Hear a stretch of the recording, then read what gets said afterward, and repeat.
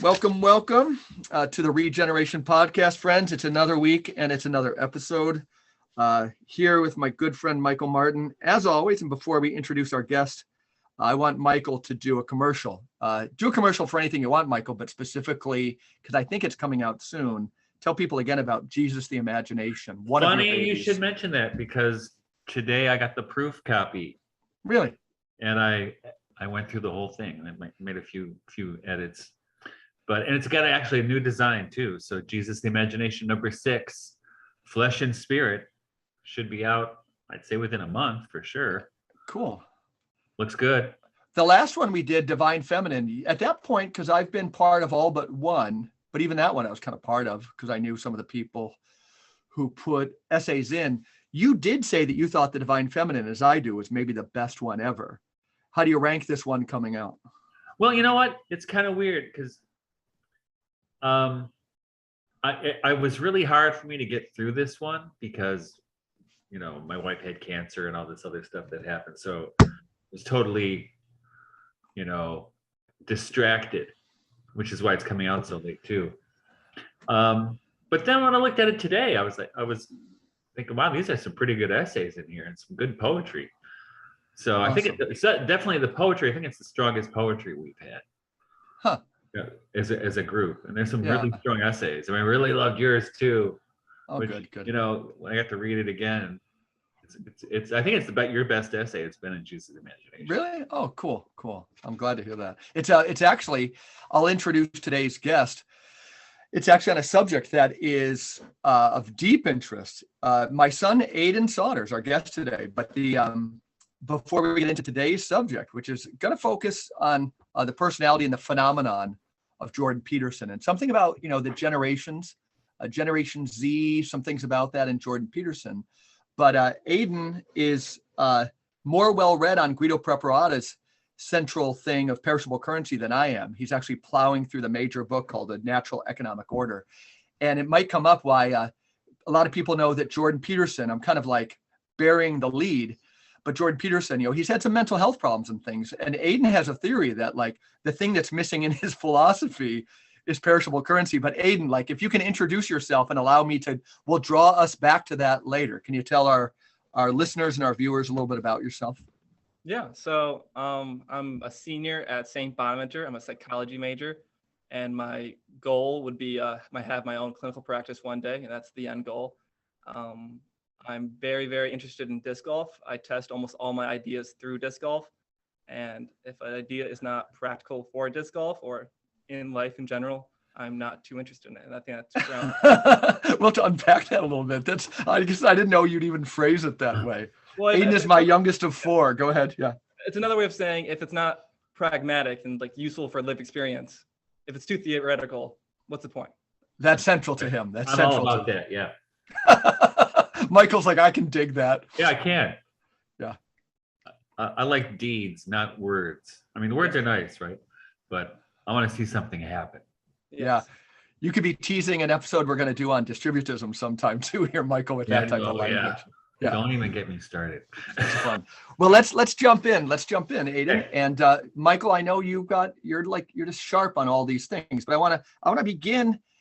Maybe it's something Aidan and I have in common. And Michael, you know, you're a university professor, but 20 years in campus ministry.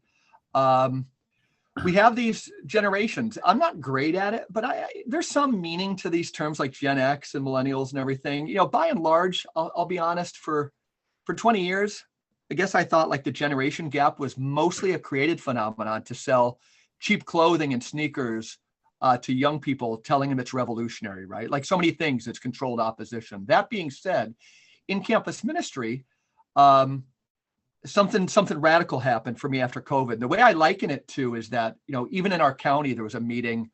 A friend of mine told me this week about mental health, and they know it's a big deal. But when I was a teenager, I'm thinking, say, in college, 1988, I come home in the summer and I see Geraldo Rivera on a show called 2020. And he says, like, binge drinking on campus is a problem.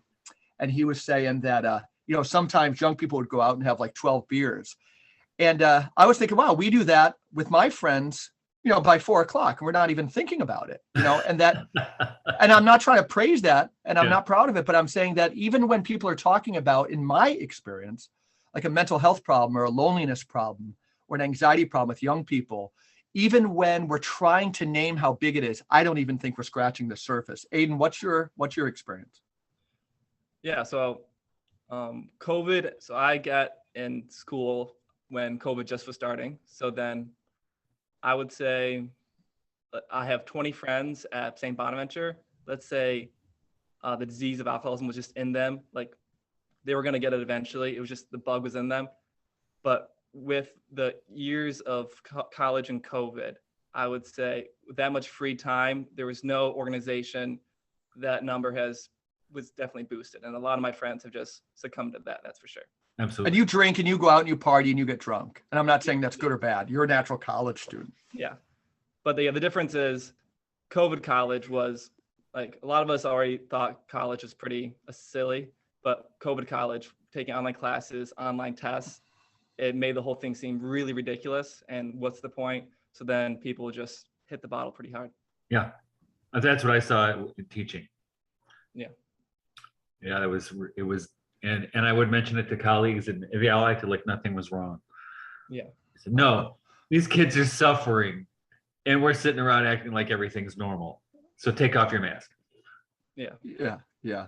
What do you think too about like an impending sense of doom is something that I see a lot of students reporting with, and I, amateur psychologist that I am, and I'm not asking for like a clinical perspective from Aidan, but I substituted in a high school, but the expectations, because nerves are still so raw, loneliness is still so pinching for people, that we don't have many expectations. So I know in high school, you cannot do anything in class and they still kind of have to pass you. And they keep on, again, trying to bring structure back. But then there's a report that somebody attempted suicide. And I think that's true on campus too. But it leads to a sense of like open-endedness for young people, that they wonder is anything, how would you phrase it, Aidan?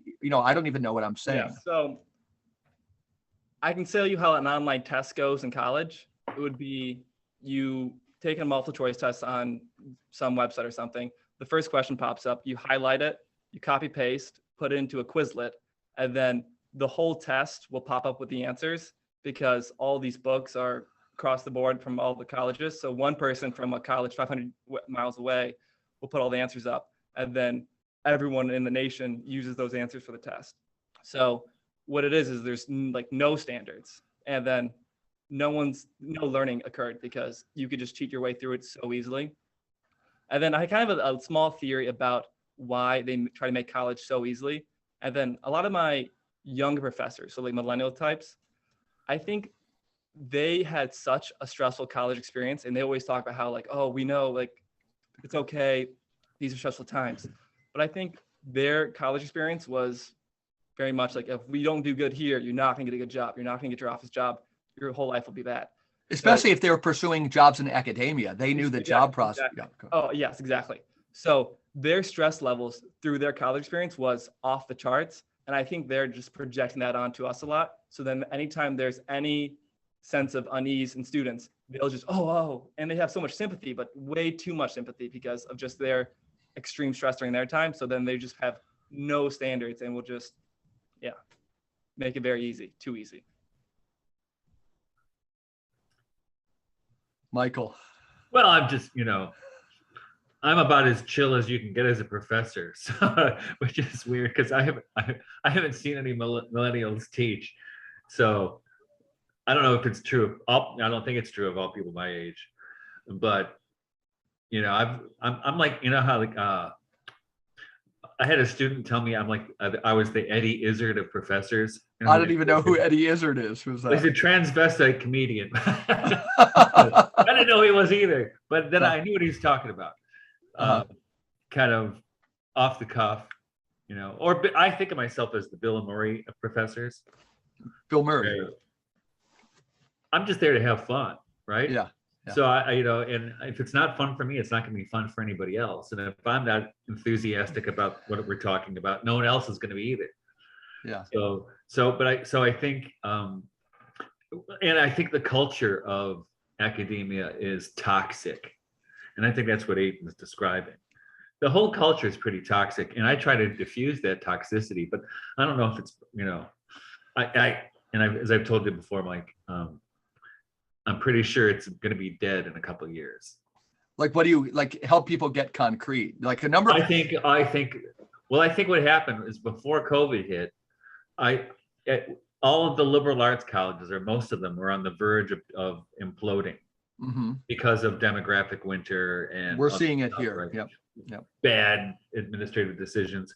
But when COVID hit, they got flushed with COVID money from the government, which kept them afloat for a little while. But I think it's a zombie version of it. And I think, and it was because the place I taught was a small Catholic liberal arts college, which closed in 2017. Okay. And they were, and at that time, if you would read the Chronicle of Higher Education, they were expecting that to create a domino effect. But COVID came in there with all this money and kept those places afloat for a little while. But it's not going to last for long. You're going to have, and just demographically, there's no way to keep it alive, which is why college administrations have to keep coming up with these gimmicks to get kids to come into school, like start an esports team or a fishing team or whatever it happens to be. Tell me what an esports team is. Playing video games. And okay, gotcha. Okay, yeah. I should have figured that out. I couldn't believe it when it first happened. I'm like, you're kidding me. This is a joke, right? Is this in the Onion? They're gonna need one paid professional for retention per student now. The way I see, like, talk about a growth industry, Aidan, it would be like joining the bloated bureaucracies of a college. It's all about student retention. And once you get there, doing anything to keep you. And those students, they give them the illusion of playing sports in college, and also the illusion of a scholarship. Yeah. It's just to get people in the door. They're not getting no one's getting a full ride. No. Right? They're just getting them in there to fill the seats. And it's very different. When I started teaching college 20 years ago, or whatever it was, a little over 20 years ago, it was even dying then, but you had a lot more students who were actually going to college because they were interested in ideas. And we're going to talk about Jordan Peterson. And when I first saw him, I thought, well, he's like an old school professor. That's all he is. I mean, people were getting all upset. I said, he's just doing old school professor stuff. It's nothing. He's interrogating assumptions. That's what you're supposed to do. In a good way, But lately, I think in the last 5 years at least, students come into college. They don't want to read books. They don't want to prepare. They don't, like Aidan said, they don't want to study for the test. I mean, it's not everybody, because I had a couple of really good classes this last semester, but I had two sections of a freshman composition course just this last year, and in the fall semester.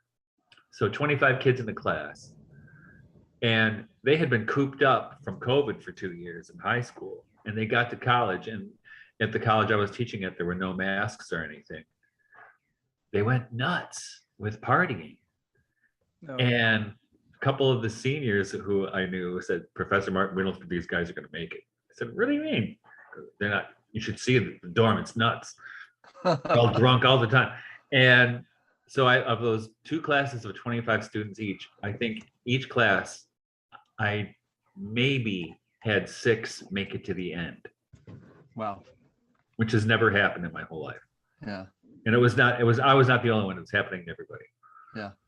Aidan, tie some of this in if you can now to Jordan Peterson. Like, he was a phenomenon before COVID. So I'm not trying to box you into a hole to make, he was the phenomenon, again, is the way I'm thinking of it. He was speaking to predominantly young men prior to that. He's had his own journey. The world has had its own journey. Kind of lead us off. Like, what was your original attraction? Give us a little bit of your story with the Jordan Peterson. Go ahead. Yeah. Now, to correct me if I'm wrong, but I think he first came to international attention, or at least in the West, when he was opposing the pronoun thing. Yeah, Bill C-16. Yeah, so that was a while ago, right? Yeah. And he was just, well, why? which is when I was paying attention to him, and I was like, good for you, brother. And they were in his college, I think, University of Toronto is where he was, and they were giving all kinds of trouble about it. And I was like, you stick to your guns, brother. Yeah, all right, good for you. Because he was calling in, and he wasn't going to play a stupid game for the sake of getting along, right? So this is at the beginning of the woke wars, right? When you say, was it 2016? Is that what you said, Aidan? That's my guess. What do you think, Aidan? Yeah, it was mid 2016. Good God, 6 years ago already. Yeah. That's when I met you, Mike. Yeah. How about that? We could have talked about it that first night we did. went swimming in your pond. So yeah, what was your story then, Aidan? I guess I'll do a little food analogy, generation-wise, to get the scene set. So I would say like the boomer generation, they know exactly how they want to cook. So they boil everything, and it's just salt and pepper, right? So then millennials come in, they get raised by boomers, and then their whole thought process is there's other ways of cooking. There's Indian, there's Chinese, there's all this. So their whole thing is trying to break the culture-bound certainty of the boomers. What Peterson's trying to do is come around and see what's common with all these cultures that produces, let's say, a good cook. You ask the millennial, they'll say there's no such thing, right? All the relativism, postmodernism kind of thing. Their answer is there's just not better ways, there's just different ways. And I would say that's a big reflection of coming away from the boomers type of certainty. So us young people, would you say Generation Z, or how do you describe yourself? Okay. So then we are getting raised by these millennials types, and their whole thing is they'll never tell you how to cook, right? And when I'm using cook as an example of metaphor for like acting, how to think, everything. But since they're all most obsessed with saying, oh, everything's relative, there's different. And there's some good utility in that. But us young people are very interested in like what's in common with all these different types of ways. And then we're trying to say, maybe all these cultures, they use seasoning. So like all the good cooks use seasoning, and that's kind of way. So that's a way of saying, just trying to find actually how to act. He had the balls to say, this is maybe how you treat your life. No one had the courage to do that because everything was like too flimsy. What do you want to do? How does that make you feel? Exactly. And that spoke to you, you were saying? Yeah. So like what part of it? I mean, I think that one of the main parts that like some of the videos got him very famous were these trigger videos. And then us young people be watching, and then why are these people freaking out about this old man, he's 50, just saying these ideas? And then these millennials would just get triggered. And then I think we were very interested in that triggered phenomenon and what it indicated. And I think for me, it indicates that they have their strict ideology. And if that ideology is poked at any area, they trigger. And I think we weren't too interested in the politics side of it. We would just like to laugh at the trigger videos. Like, why do these people care so much? I guess that's true. Go, yeah. Yeah. So then we would just be confused. And then obviously Peterson ends his theory with like these ideological certainties. Yeah. But say more about that. You say he circles back around to becoming in this phenomenon. Has he betrayed himself? Are you insinuating, or what? That he has his own certainties now? Yeah, I would say he's definitely has his own. He's falling in a certain direction, but I think the main thing that us young people caught on to was he was just going in these interviews saying these simple things, and then they would get huge reactions. The most famous one being the Kathy Newman interview. And then we were just watching from the outside saying, why are these people care so much about what this guy's saying? And I think it indicated that we were just really interested in the whole ideological certainty thing with these people on the left, maybe. Yeah, I tend to think when I think I introduced his name to you because some students would come into my office, really intelligent. Again, when Aidan says my generation, I'm not going to pigeonhole you, but I think we got to talk about like genders and how many, it's mostly a male phenomenon, but we'll come back to that. But my experience was some really intelligent young men. Again, I wouldn't say they were looking for certainty, but they were looking for somebody who believed in something. I'll tell you a story that we once hear at a state university as a Catholic campus minister. I'm quite often involved in these kind of softball panels, Michael, you know them. Like they call the Catholic, the Jew, and the Muslim guy together, and they say, like, what do you guys think about animals? It's like a bad joke. A Catholic, a Jew, and a Muslim walking to a university, right? Yeah, and they get us the state, whoever's hosting the panel will get us all to admit that we think kittens is bad, and there's probably some evidence in our tradition to do that. But one was on sharing your stories, like from a tradition. And so a Jewish guy shared a wonderful story from, Hasidic literature, maybe something from Mountain Buber. And then we had a Muslim gentleman share a story. And then I wasn't the Christian representative. It was a Mennonite. And the Mennonite got up at this panel and he said, I got a story. It's called the Bible. And it says, unless you accept Jesus Christ as your savior, you got big problems. And that's not the way I would tell the tale. But the board of the Interfaith Center just went into damage control, right? They were worried about everybody, the young people, just getting offended. They were probably going to get triggered and cry. But every single young person there, I don't think any agreed with him, but they all loved the guy for speaking his mind, right? Yeah. They loved him. Yeah. And they didn't need anybody to console them. They go, this guy, he strikes me as maybe a whack job, or I kind of like him, or it's not really where I'm at. But they loved the fact, they said, that guy's boss. And that reminded me of the Jordan Peterson phenomenon. You got a guy who spoke his mind. He never kind of shut up, and he was quite often the brightest person in the room. Then this whole thing kind of mushroomed. I don't know. That's what I saw from my vantage point. Let me ask you this, Aidan. Yeah. So my son, Aidan, he's 21. What are you, 22? He's 21? 22. He's 21. And he moved out of the house a few years ago, but he was still at home then. Maybe he was a senior in high school, a junior, and he started checking into these Jordan Peterson videos, and he was watching a lot of Joe Rogan. And he's a pretty smart kid. And it seemed to me because I hadn't been paying a whole lot of attention to Jordan Peterson. I mean, once in a while when something would come up, I'd watch. I mean, even today, there's a clip, I'll watch it, but I'm not following him or anything, right? And what struck me with my son is that he was just interested to hear people talking about the value of ideas, right? Oh, yeah. And about and what I've seen Peterson, I think where he's strongest and he's authoritative even is when he's talking about psychology, and when he's talking about what men do and why they do it, what women do and why they do this and what they seek for it, and and it's compelling, and you hear it and go, oh, it makes perfect sense, right? It's not esoteric or anything. Very simple. But my son was really interested in both Joe Rogan and in his guests and Peterson, because they were talking about ideas as if they mattered. Yeah.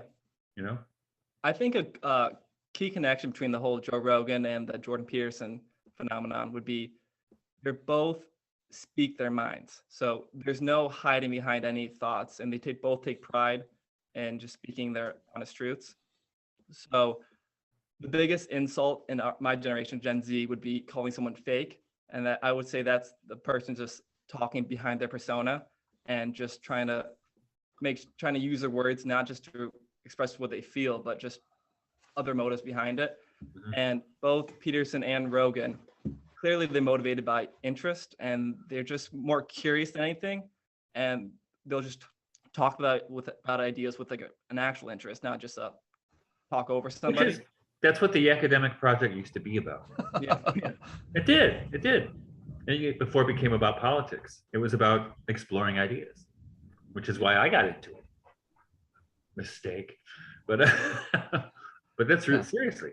You once said something that I found interesting, Aidan, was that if you look at Joe Rogan, to shift over to him a little bit, that when you talk about things that work or authenticity, that they wonder why this commentator on MMA fighting made it for real, but that his two professions, well, you say it, Aidan, his two professions, what's unique, how does stand-up comedy and multiple martial arts fighting lead him to be a really damn good interviewer?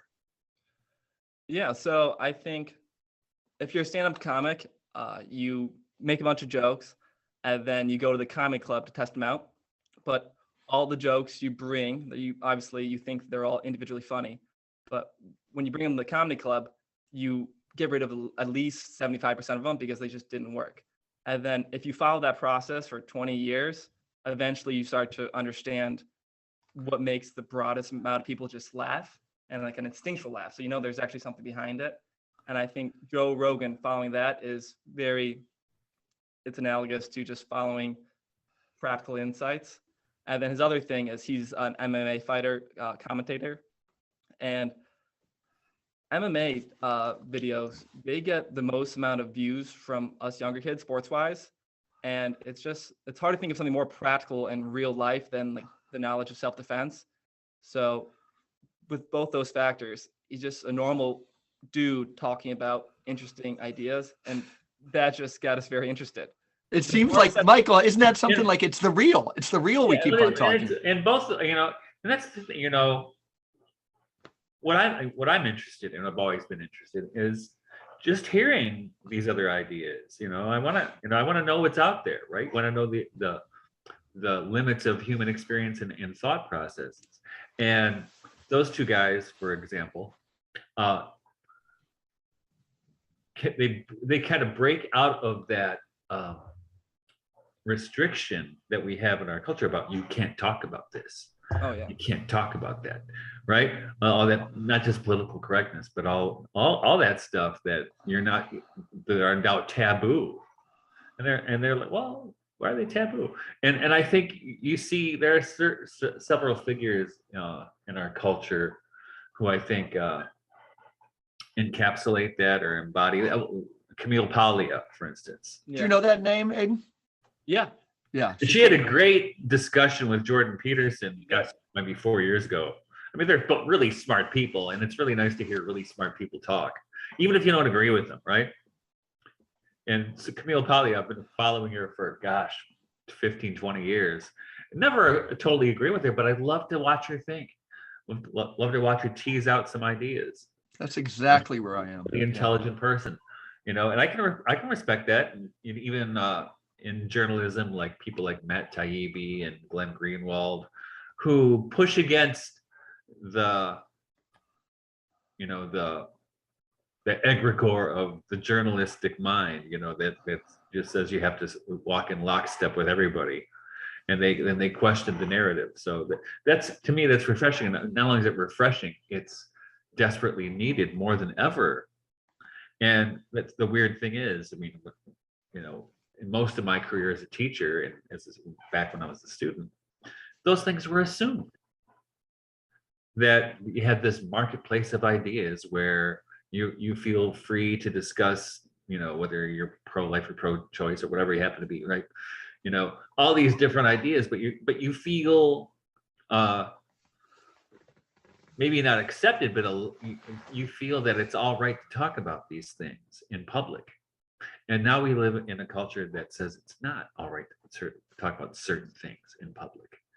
And we need those kinds of voices. We're pushing against that because it's a tool of totalitarianism, for sure. For sure.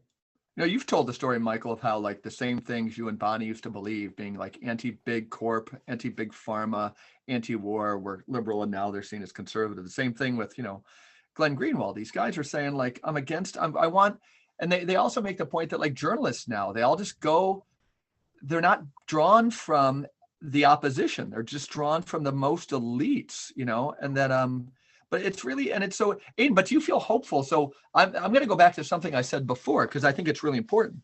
When you say my generation, like some of the stuff we're talking about, if it's true, that Joe Rogan, and we know his video views are huge. Are they enough to make a dent? Or is it still like, let's be honest, like, is this mental health thing we began with that leads people to feel futile? Is that going to get the upper hand? Do you think there's hope? Like, what's the state of the art in the battlefield right now? I think right now, a lot of young people are losing faith in almost all institutions, not just academia. So are old people. Okay. Yeah. Yeah, good and very good. But maybe it started in academia. So we've seen like, oh, this college thing, it's not really working for us. And then we're seeing that this whole government thing, with the 2 years of COVID, I think, in the 2 years of lockdown, people started questioning a lot of things. And I think right now, that questioning brings a lot of despair because they lost faith in a lot of things that they used to have a lot of trust in. So I think that brings inevitable despair and sadness. But I think that also leaves room for change, which will come with hope and something better. I'm not big on voting, Michael, but I told him again, like, if your generation did vote, because that generation is not voting at historic proportions because they're so disengaged. But the fact that, again, Joe Rogan had Tulsi Gabbard on so much, they could make an impact. That they're tuning into things that don't fit our political categories. But you were going to say something, Michael, but Aidan, you're not trying to avoid the question. When you say your generation, how much do you think you're speaking for? It seems to me that I feel some of the same thing and see it at the campus I'm at, but still a lot of people, a huge amount, I think to their own detriment, because it makes them tell themselves lies, is just still drinking the Kool-Aid on everything. Yes, there's definitely a huge segment that still has their blinders up, and they still want to convince themselves that everything's all right, the ship is still sturdy, and we're not in shifting sand. But I think compared to, at least in my history, in my life, this is the time period where there's the most amount of people who are like questioning most things. I agree with that. And I would say that maybe it started in 2016 with Rogan and Jordan Peterson, because they were definitely, like, Rogan got famous for just conspiracy theories. And then we were just like, oh, like, at least it's different. It's something new. So it was at least interesting. It wasn't just the same exact news story over and over again each night. So that piqued our interest. And then Peterson was just talking about just random psychological things. Like, oh, that's interesting. It was just different. Yeah. So what I was going to say is, I've been working with young people for most of my life, most of my adult life. And I was kind of really worried about the younger generation. Plus, I've seen the effects of this, and it's not COVID, of the way people responded to COVID on my own kids, right? I think it's traumatized and no one wants to admit they've been traumatized. So I know it's a lot of people have been traumatized, but you have been. We all have been traumatized, right? And I have my two girls that are still home are 19 and 17. I know it's been rough on them. My 13 and 11-year-old sons, they're since they're homeschooled too, they're kind of protected from it somewhat. But my 22-year-old, my 25-year-old daughter, it was, in fact, she was so depressed, she was anticipating the end of the world, a couple of years ago, because she just said, there's no hope, and I kept trying, it'll get better. And I see this, and I saw it in not only my children and my students, but I saw it in my contemporaries. I see it everywhere. Right? So many of my contemporaries, my good friends, all of a sudden were having struggles with alcoholism, and I know why. It's because they're good people and they're dealing with a sick society. That's why they're not sick. The world is, right? But what I was going to say is, so I was encouraged this last semester with the winter or spring semester, whatever they call it. Teaching a class on romanticism, and it was all women in the class, and most of them are juniors or seniors. And it was the first time in a long time where I got a class to open up as a group and talk about the literature we were talking about, and also talk about what's going on in their lives in relationship to this literature. And they were saying, similar to what you were saying, I said, we just realized that everything's bullshit, and that all this stuff we went through, it's not worth it. So now we want to worry about what's really important. And they would say, that's why I love this class, because the romantics talk about what's really important. Love between people, right? Community, a relationship to nature and a relationship to God, all these things that impart meaning to life. But I'm sure they're not the majority, but I know it's out there. And I can see it in you too, Aidan, right? So it's out there. So there is hope. But I really think what we've been through for the last couple of years is comparable to what they went through in Europe in World War II. I do too. and people were saying it's not, it's just as bad. It's just as bad. It's like, just as with like World War II, with all the devastation and the Holocaust and all the other stuff and all the totalitarianism, we're going through the same thing now. Yeah. I don't know if many young women, and it's hard to qualify because I almost think it's a vast majority of young women who in college last year, if you said maybe 10 years ago, there was a poll that's on any given week, fully 38% of students felt hopeless. And the college administration is saying, what's going on? I would say last year, Aidan, you give me a percentage you would guess, but let's just use women, thought about killing themselves. Could you give a guess to that? I would say it's like 80%. It would be a random. Yeah, it would be random. The amount of girls that can go more than 2 hours without listening to music, so like to actually feel some real meaning, that's without like thinking dark thoughts. That's almost all of them.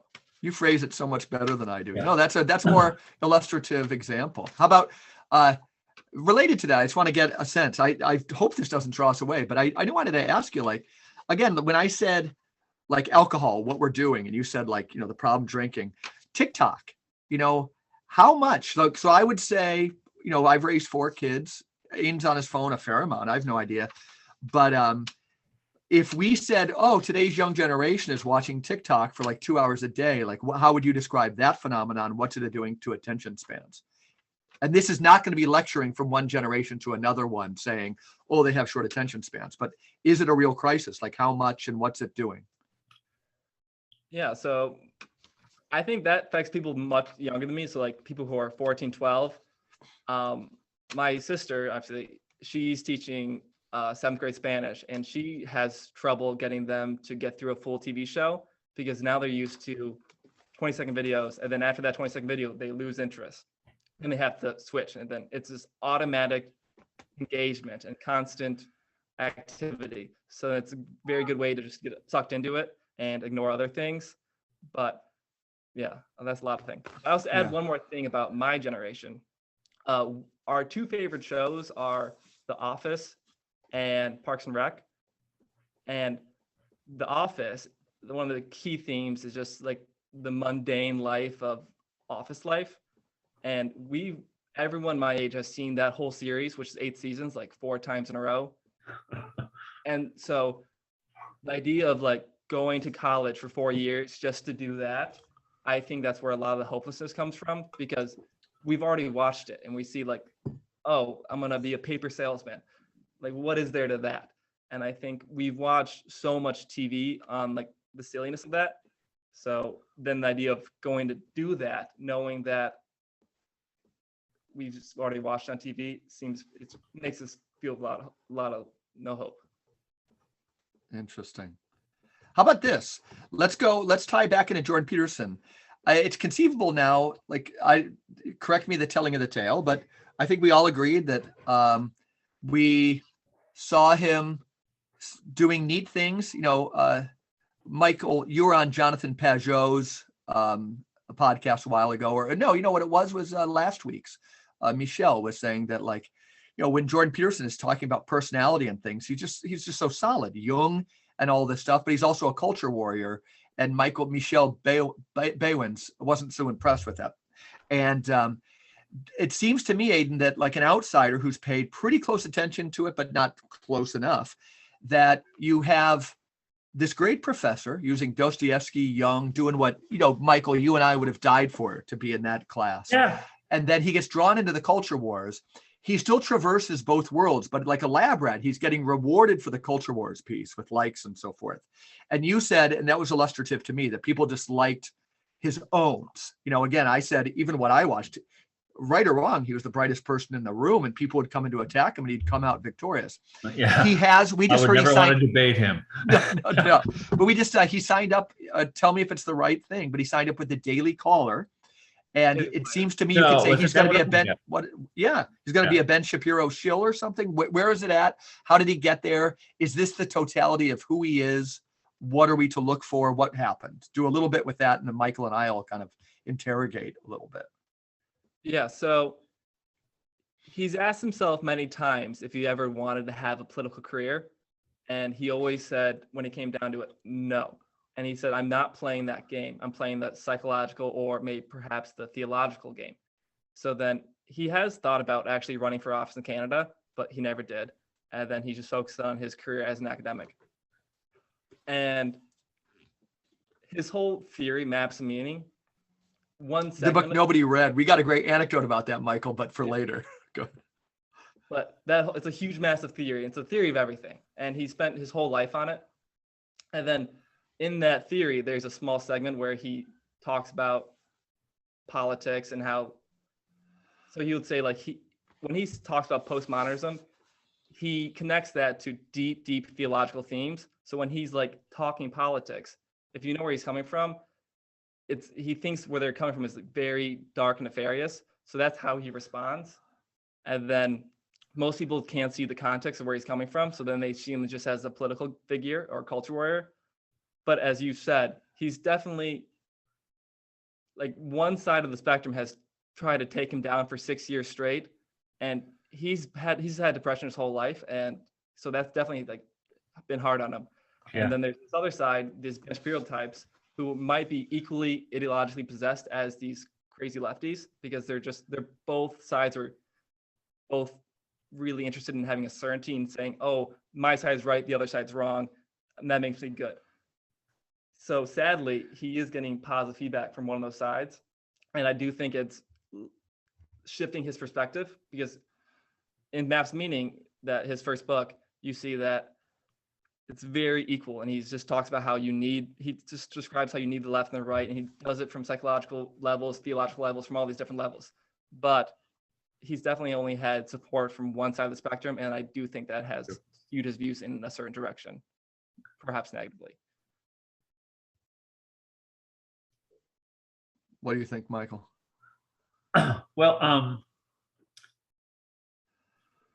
when I saw that he took that gig, my immediate thought is, well, he doesn't have his university gig anymore. He needs a job, which is very pragmatic.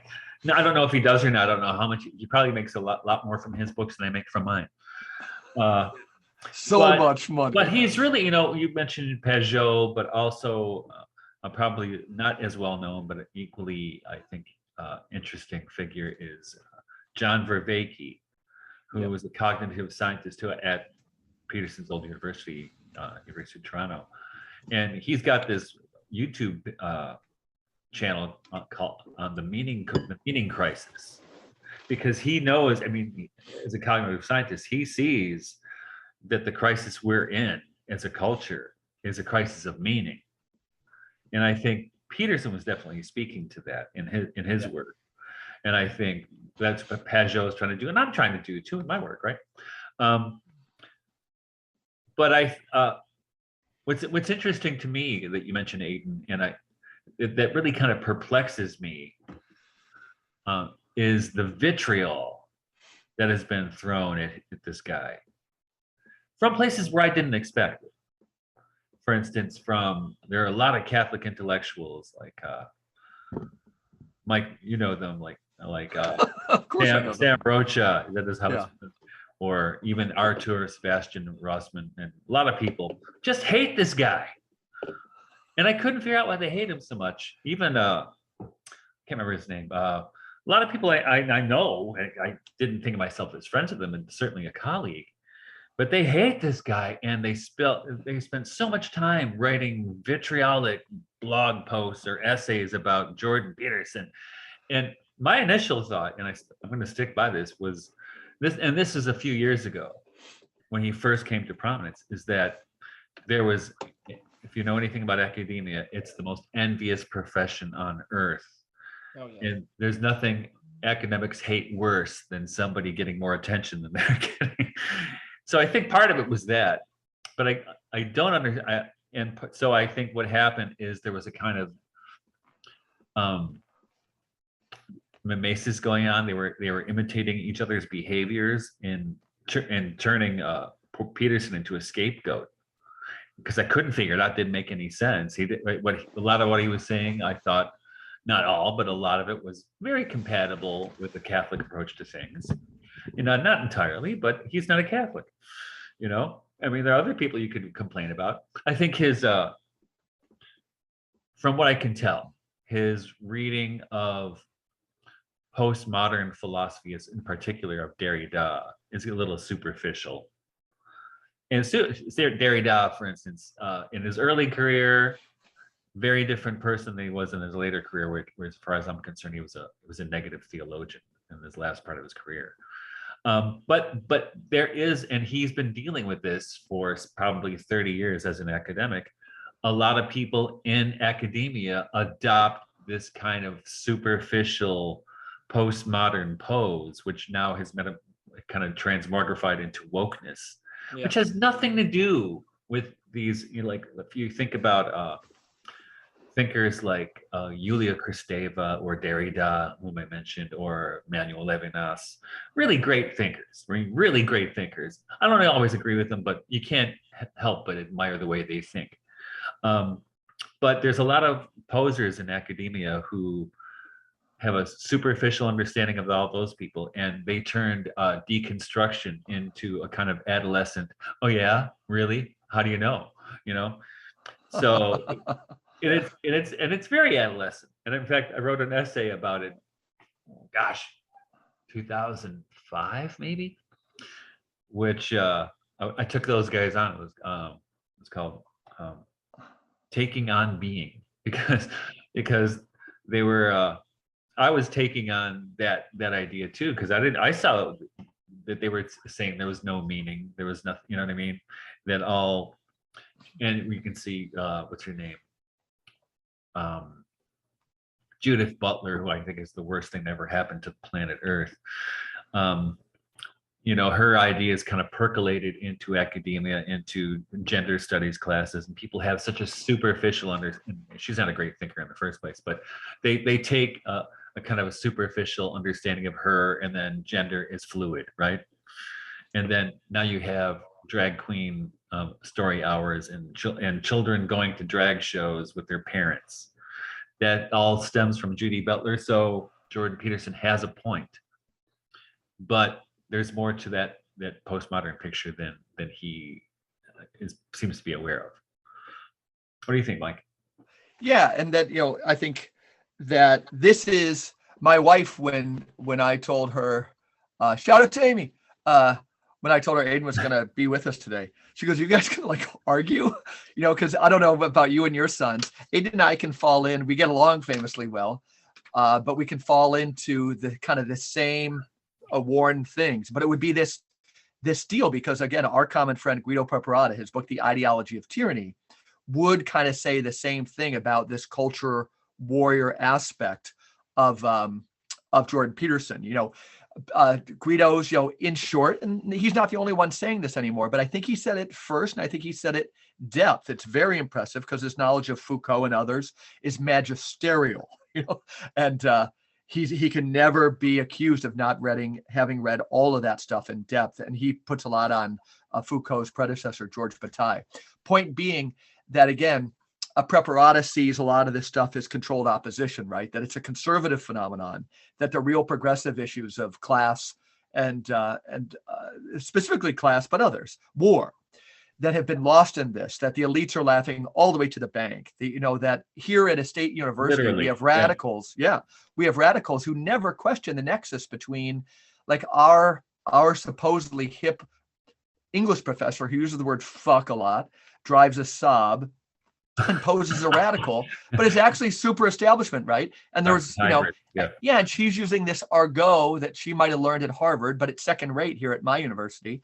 And we don't question the nexus between the Ivies and, say, the government like they did in the 60s, and all these things that show this. So Aidan and I have kind of taken these two things, the culture warrior piece, and sometimes we do end at dead ends. Yesterday, we were talking in the kitchen, and he wondered, could you see Jordan Peterson as controlled opposition in this new manifestation as a guy on Daily Caller? And I would say, sure. At least that's an interesting thing to talk about. Is he useful now if he's been reduced to this posture of culture warrior, just being anti-leftist? The enemy is cultural Marxism. Remember when Guido said the other week that Marx was controlled opposition? Yeah. But I think that's so. an interesting. So all the Marxists I ever worked with, I thought they were huge phonies. Yeah. Yeah. Yeah. Because they all, and as Guido agreed, they all had absolute contempt for the working class. Absolutely. Absolutely. It was not even, they didn't even try to hide it. No. It's still there. It's still there. No. Aidan, what do you think about all this?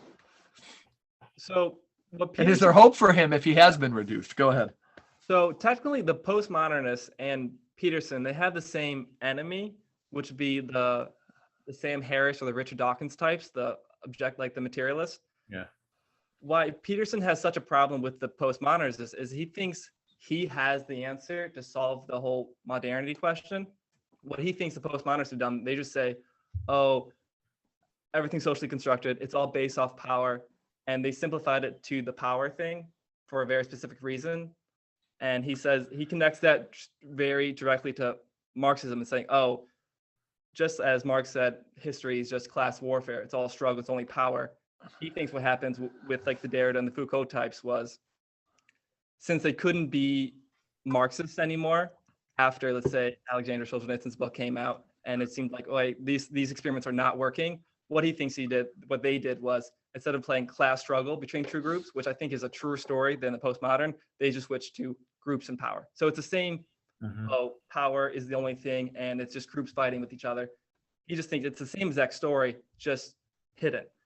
So, and also, another reason he's so vehemently opposed against these postmoderns is his whole book, Maps of Meaning, is answering their question, which they say is unanswerable, saying, yeah. Say more about that. I didn't understand your last sentence. They answer a So they'll say, like, right, the classic postmodernist thing is, oh, it's impossible to derive a canonical interpretation of text because there's an infinite variety. Then he says, he says that's actually true. And then he'll describe how that same dilemma popped up in the AI field. So the AI researchers, when they try to make these robots, they try to design them as, okay, have them sense the objective outside world and then act. And then it turned out that was impossible because the objective outside world was impossible to perceive, and because we needed, as humans, 3.5 billion years of evolution to build up our visual systems to handle it. But these robots couldn't do it. So then they usually saw crazy randomness. So then that's a way of saying the postmodernism way was correct. But what he's done and tried to do is solve that problem. So then one way of maybe describing would be like the moral relativists would say all culture is different. They're all different games. And then Peterson would say, yes, they're all different games. But then he would just try to describe what's in common with the word game. So then he would say, oh, all games have a form, like they all have a knowledge structure. And then when he's trying to describe the base elements of the story. So yeah, let's go. Interesting. And so he and I have kind of barked up this tree before too, Michael. And it's not like I'm telling him, but like, yeah, his enemy is like Sam Harris and Richard Dawkins. And I wonder if like this and some of that cultural Marxism stuff, if, those are bigger phenomenon in the universities they are in other places. Like Richard Dawkins, in my field of kind of theology, he was seen as a cartoon character pretty early, or no? Nobody cares about those guys. Yeah. That I know of. How do you think he got obsessed with them? Maybe 10 years ago, there was some cachet there. And they were on college campuses with young men. I'll grant you that, Aidan, that like Richard Dawkins was something of a big guy, a touchstone for cosplay, for atheist cosplay, or scientific faith is stupid, kind of like a posture. But I think that they're symptomatic of a bigger problem. And that bigger problem, and this is why when I wrote The Submerged Reality, it's part of what impelled me to write it, is that there was and there is a crisis about meaning and about the value of the world and about the meaning of the world. What does the world mean? Anything? And Dawkins and those guys were saying, no, it doesn't. And people were, I think young people were attracted, or even older people were attracted to those ideas because they felt betrayed by religion. They felt betrayed by religion, which told them there was meaning in the world.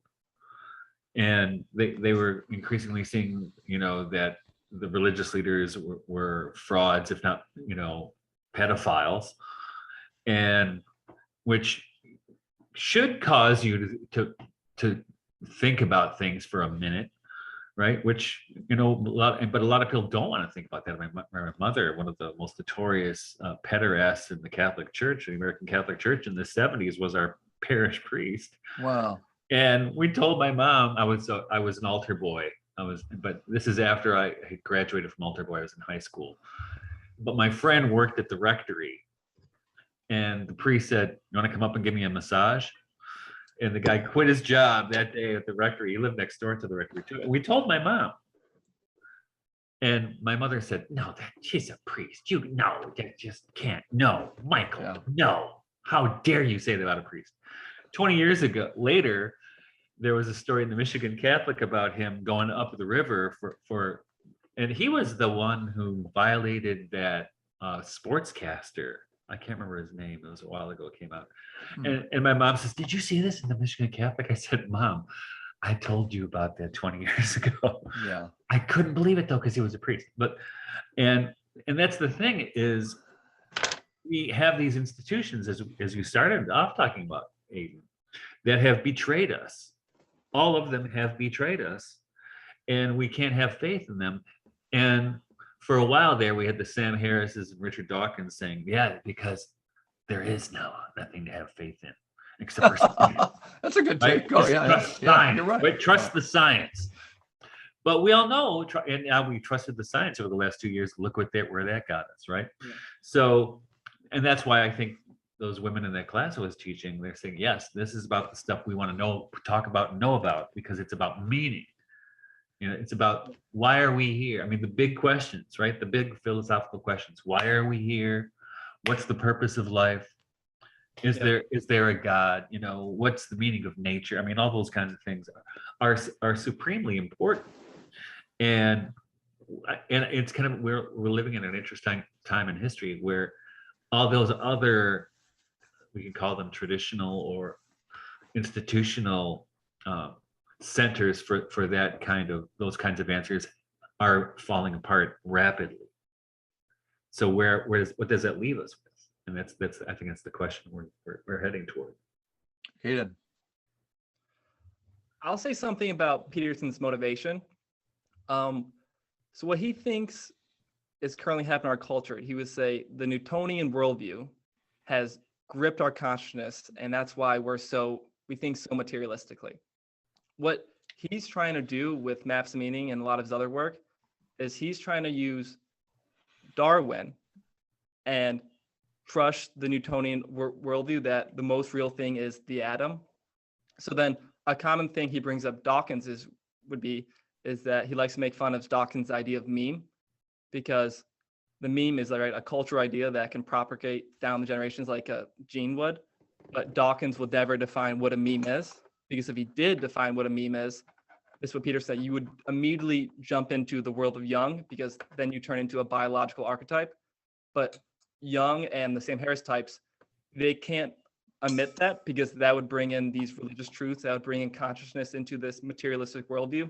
So he would say, hey, you Dawkins, Sam Harris types, you're not Darwinians, you're Newtonian Enlightenment guys, you're just pure rationalists. Yep. And he's trying to use this a very Darwinian biological theory, which is Maps of Meaning, to crush this materialistic worldview that has our whole culture tight in grip. Yep.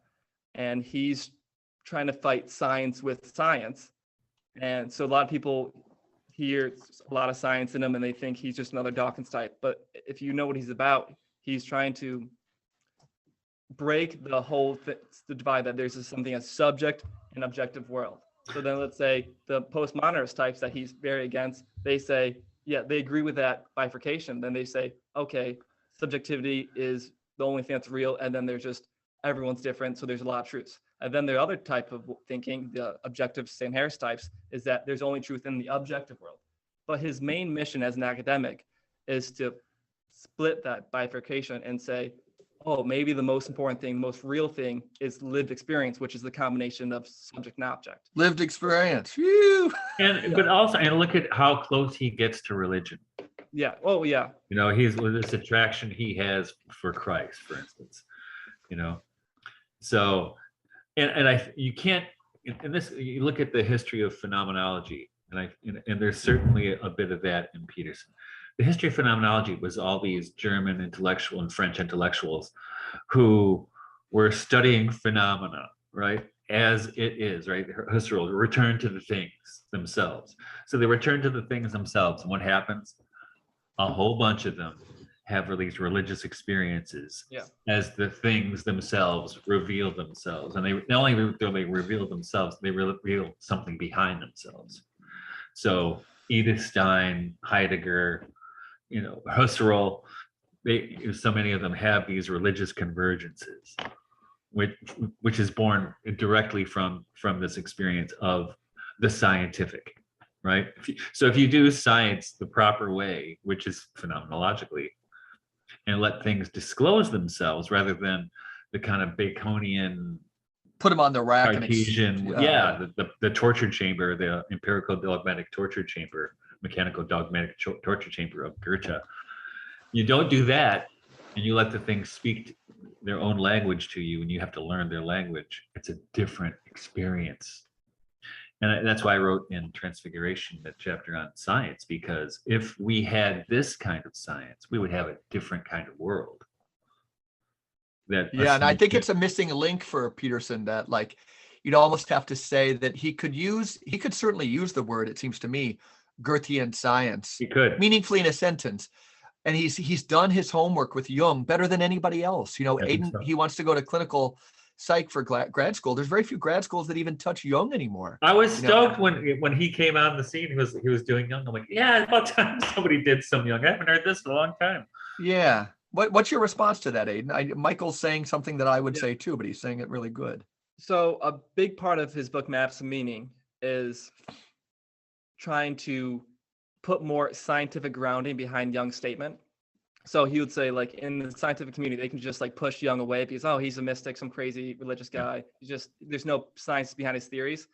What Peterson has tried to do with rigorous effort is to pin Jung's idea right down to like brain physiology. So instead of saying, oh, the domain of order, Peterson says, oh, look, that's the left hemisphere. And then he just throws it on there. And then, oh, the domain of chaos, which is a Jung term, he just throws that on the right hemisphere. So what he's trying to do is nail Jung's ideas to empirical biological. Like what he's trying to do really is use his biological theory to overthrow the physics Newtonian theory of science that's currently controlling pretty much everything. But here's the thing. I mean, so because I have been a long time fan of Jung. In fact, when Mary Groves College closed, when they were selling the library for 10 cents a copy, one of the things I made sure to get was the collected works of Carl Jung. Got 20 volumes for $2. Good for you. It's not going to happen again in my lifetime. But anyway, if you look at that generation of psychoanalysts, right? Even Freud. So Freud, Jung, Erich Neumann, who I know Peterson's a big fan of Erich Neumann, Adler, all the classic mid 20th century psychoanalysts. They wrote beautifully. Even Freud. I mean, Freud, I don't have a lot of agreement, but God, he's a great writer. It's interesting, but now people in those domains, those fields, those domains, they try to write like scientists, as if it's science. It's not science, really. I mean, we can endlessly qualify that. I totally get what you're saying. Yeah. There's a scientific application. You can probably use brain science, but psychoanalysis is much closer to philosophy, you know, and counseling is much closer to philosophy or theology or campus ministry than it is to chemistry or biology. Even though chemistry and biology certainly figure into our moods and other things, right?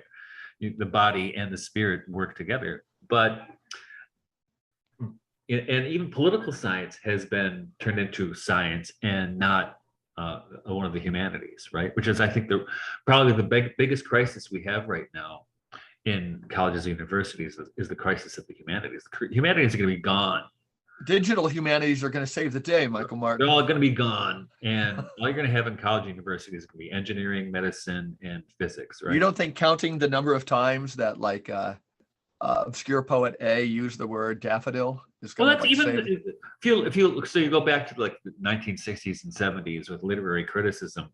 Literary criticism was filled with charts and that kind of bean counting, right? Yeah.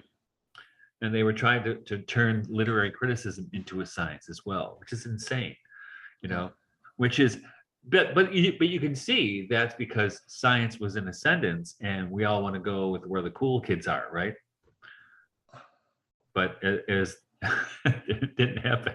Didn't happen. Yeah. Well, you know, and again, Aidan, like Michael and I will beat up. I can speak for myself. I tend to use science in the way Blake did, where I don't like. I always think of Bishop Barron or Catholics. They use scientism, you know. But it's such a dominant worldview and so forth. And Jordan Peterson is somewhat still kind of beholden to it. You would say like he got caught in like, you know, kind of unpacking and opening science up to phenomenology from science. You know, say a little bit more about that. And as our time starts to draw to a close too, I want one anecdote that I'll share, and then bring us to that, and then even dovetail. Mike, interrupt at any time. We're in no rush. But also, I want to get even if it feels rushed, we want to end with Jordan Peterson and some crazy connection to perishable currency. But the anecdote that we both have about Peterson is that like this seminal book, and I can't recommend it highly enough. You won't be able to get through the whole thing. It reminds me of some of the good Joseph Campbell, where he was, you know, just surveying all of world literature, looking for archetypes and so forth.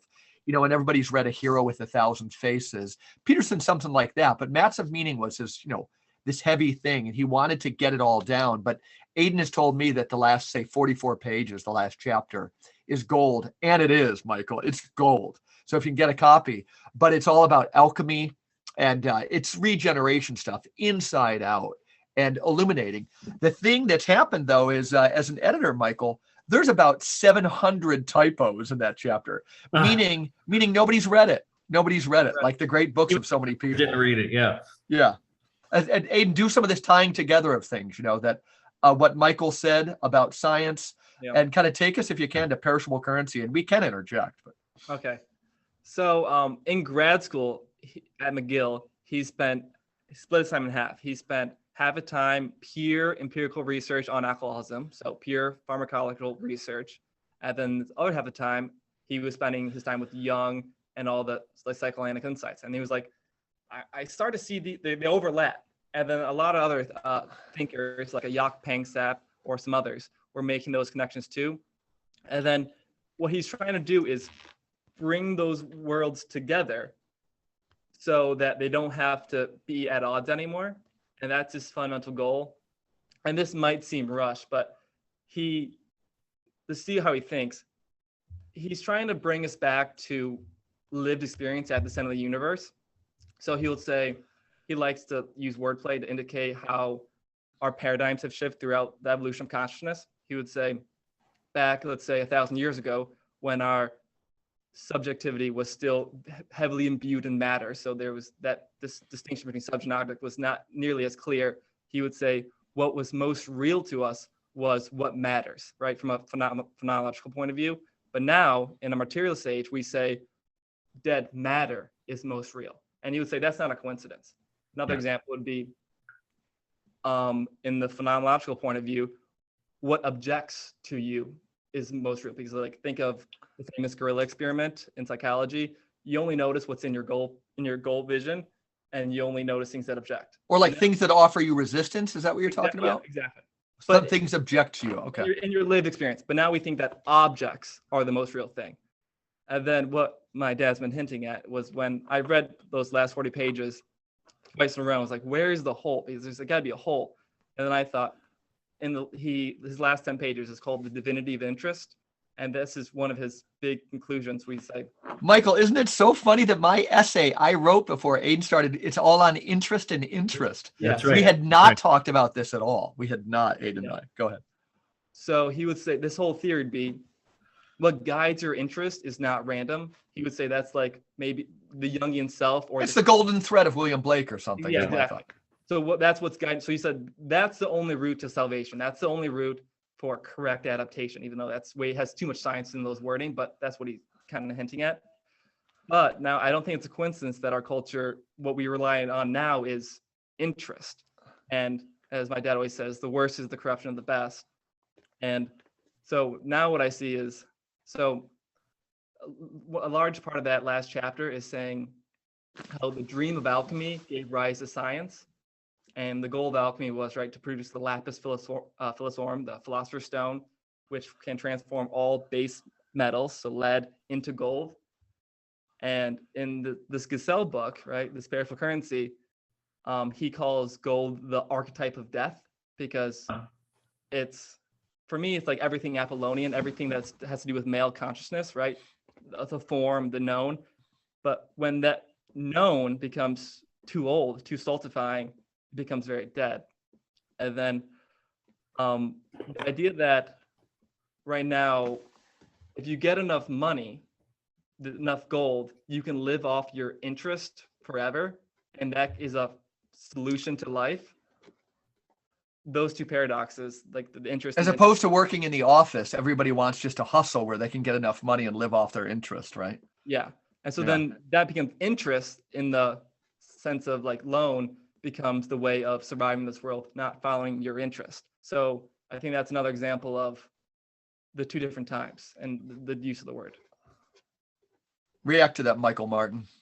Well, actually, I just read this week. I'm researching. I gotta give a presentation on the Russian Sophiologist Pavel Florensky next month. Oh my gosh, he's great, isn't he? And check out what he said here here is this 1921. He says, history has days and nights. I got his picture right behind us. Periods of night are dominated by the mystical element, numinal will, susceptibility, femininity. Daytime periods of history are characterized by a more active, superficial interaction with the world, phenomenal will, and masculinity. The Middle Ages were a period of night. The modern age is a daytime period. We are now at the threshold of the new Middle Ages. In its depths, the Christian world is medieval. And he thinks, and he thought 1921, they were on the cusp of this, right? Going from this, like you were saying, this kind of left brain, masculine, gold-centered thing.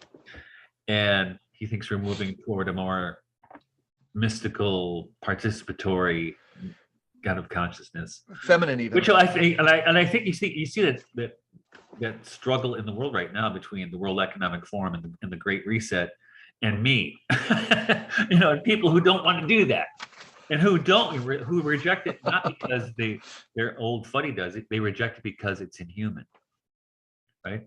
And I think that's in our podcast we talk about that's what sophiology is, right? Yeah, it's connecting with that, not just the intuitive but the human, right? The real, as we like to say. And I think that's what you were talking about there, Aidan. Yeah, absolutely. And I think that's what there is that part of Peterson where when he goes full Jung, and you're doing alchemy, you're going full Jung, right? And that's what Jung was trying to do, was to get people to integrate their personalities, to not act out of persona, and to become fully human. That's what his whole project was, to help people develop the tools to become fully human, to integrate their masculine side with their anima, or their feminine with their animus, right? Which I think is such a brilliant insight, which, it's too bad so many psychoanalysts and psychologists dismiss that as, and I think what you see now is because people have dismissed that.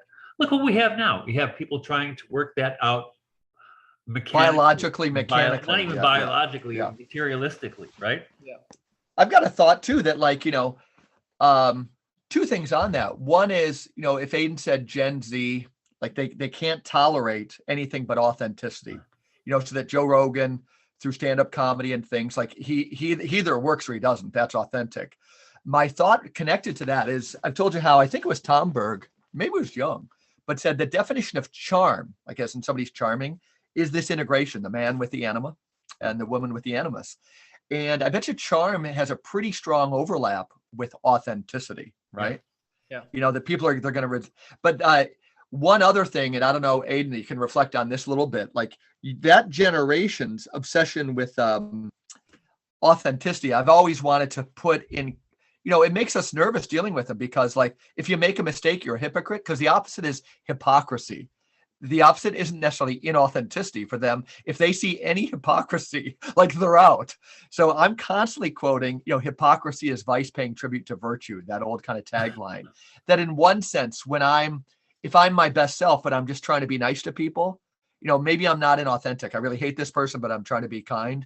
That I hope your generation can be a little more forgiving for those of us who are still trying to work it out. Yeah. But on the other hand, relate to charm and authenticity, Aidan. Are we barking up a tree that you can identify with in what Michael said?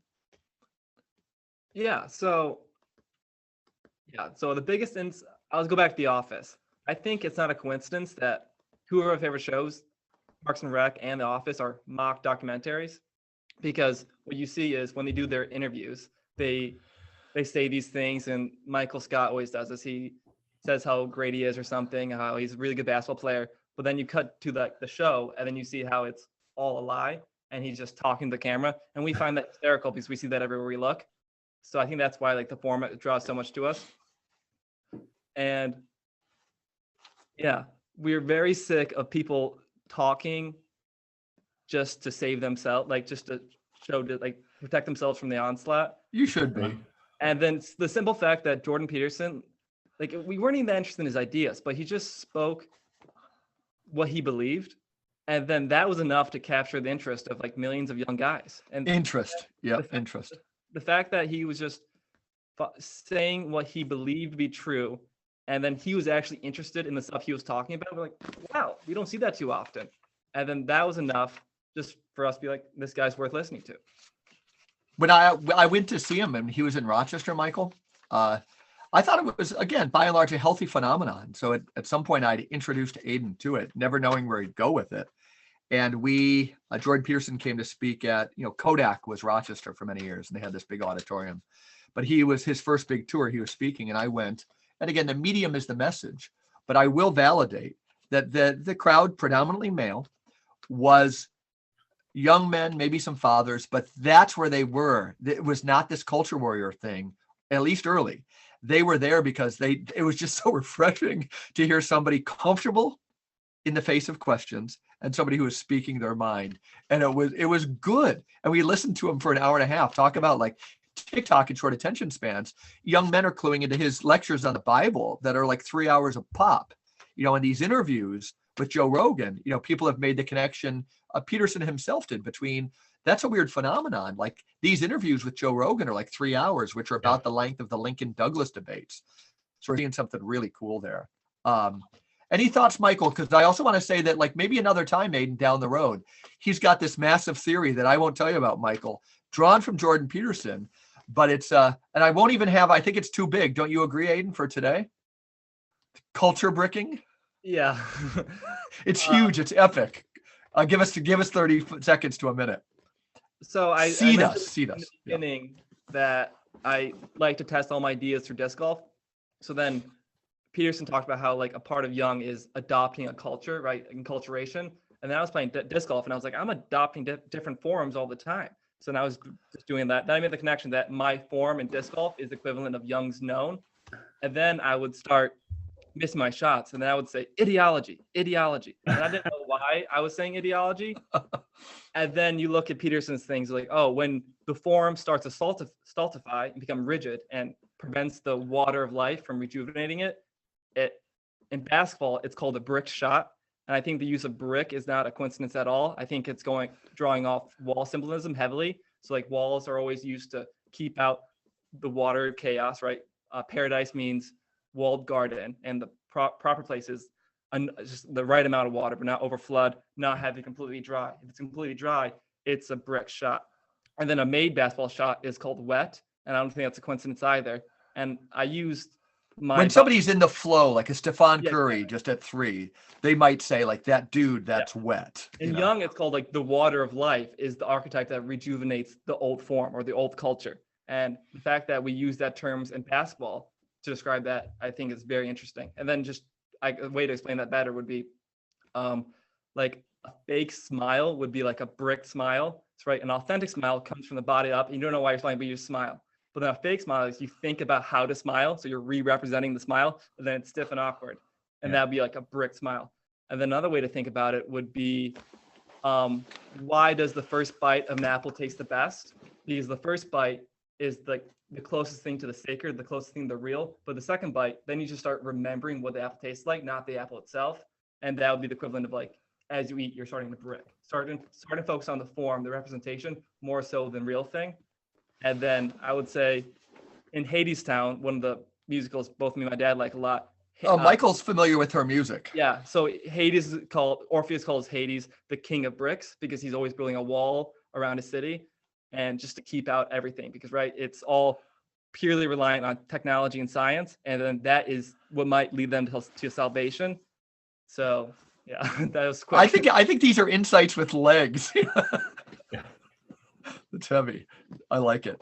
Any response to that, Michael, or should we kind of sing our swan song? I think, yeah, I mean, it's the same thing Jung calls persona, right? Exactly. This mask you wear, you pretend, like, in academia is rife with them, but every profession is, right? So and that's the thing for me, even, and I think, social media and the internet make it so easy to turn yourself into a persona or an avatar and not into an authentic human being, right? Yeah. So that's definitely the challenge of our time, is how to maintain that humanity in the face of all these forces that would like to turn us into products, right? Or ideologies, as you said. The other thing, as you guys were talking, I was remembering, when I was finishing my undergraduate degree, my mentor, who was this great professor who went to Oxford, who did his doctorate at Oxford, and he would give me all these tutorials, like an Oxford tutorial. I had no idea at the time. I said, "What do you think I should do next?" And he said, "I think you should go to the Jung Institute in Geneva." Oh, you should have. Well, I already had 2 kids by that time, so I didn't go. Yeah. But yeah, I mean, so this has been a great discussion, because it's carried me back to when I was a kid, Yeah, you guys are great interlocutors. Ideas that are still important. Yeah. That are still important. Yeah. And I'm glad that Jordan Peterson's out there in the world, at least asking the questions. Yeah. I might not always be satisfied with the answers, but I am glad he is asking those questions.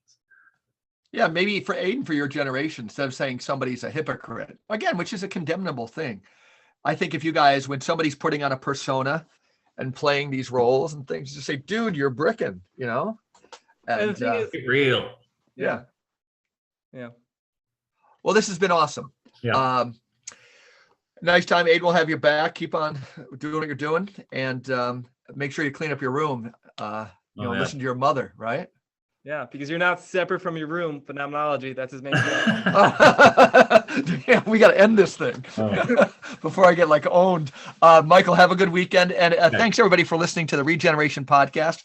We're going to see you here next week. We have a guest lined up who's, I think, going to blow your mind a little bit. Don't you think, Michael? I do think so. This might be the most far out we've gone, and we're going to be asking questions of it. But we're inviting for a conversation, something that's, to me, pretty far out. And I'm very interested, to use that word that we've used many times today. Thanks, Aidan, for being on. Thanks, Michael. Have a good week. And thanks for listening, everybody, to the Regeneration Podcast. We'll see you next week.